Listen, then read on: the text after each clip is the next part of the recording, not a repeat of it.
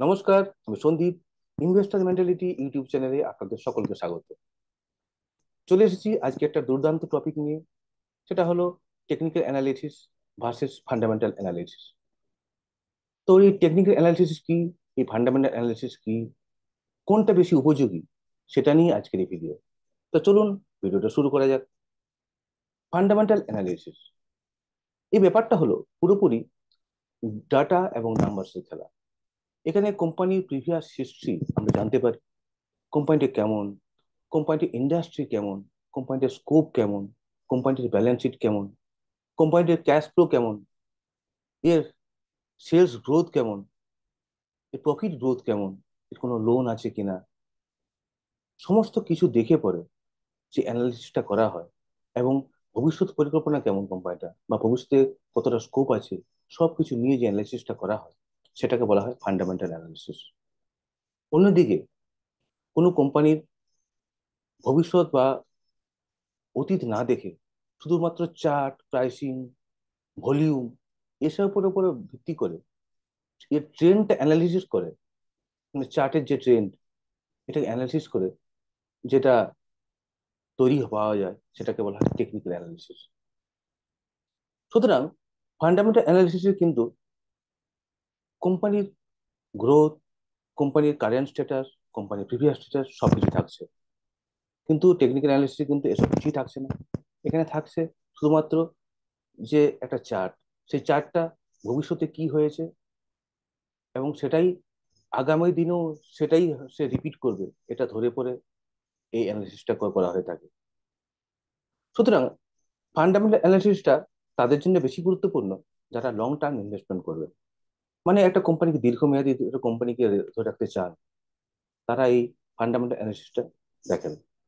অন্যদিকে যারা শর্ট টার্মে, ধরুন এই দামে কিনলাম ওই দামে বেচে দিলাম, এই ট্রেন্ডটা কিন্তু ফলো হয়ে চলেছে বারবার বারবার, চার্ট বলছে। সুতরাং এই ব্যাপারটাকে কাজে লাগিয়ে যে শর্ট টার্ম প্রফিট গেনটা করে থাকে, সেটা তারা টেকনিক্যাল অ্যানালিসিসটা ইউজ করবে। সুতরাং ইনভেস্টর টাইপের লোকজন যারা ওয়েলথ ক্রিয়েশন করতে চান, সম্পদ করতে চান ভবিষ্যতে, তারা কিন্তু ফান্ডামেন্টাল অ্যানালিসিসটাই করবে।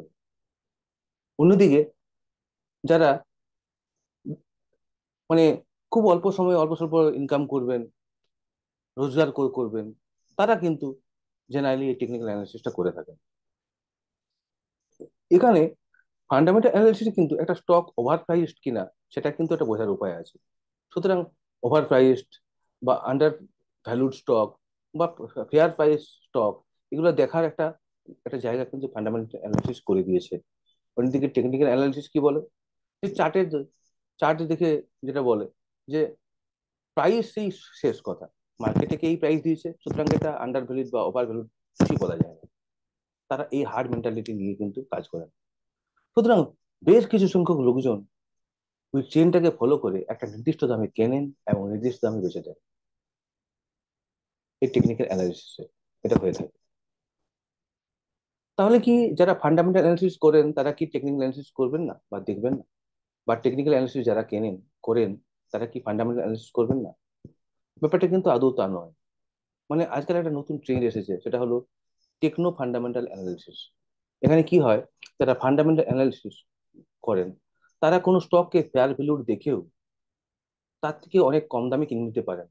কিন্তু হয়তো হয়তো ধরুন একটা স্টককে সে দেখলো যে 100 টাকাতে ফেয়ার ভ্যালু, কিন্তু চার্ট বলছে যে ওটা কিন্তু 75 টাকা পর্যন্ত নামতে পারে। তাহলে তিনি কিনে 100 টাকায় সেটা কিনবেন।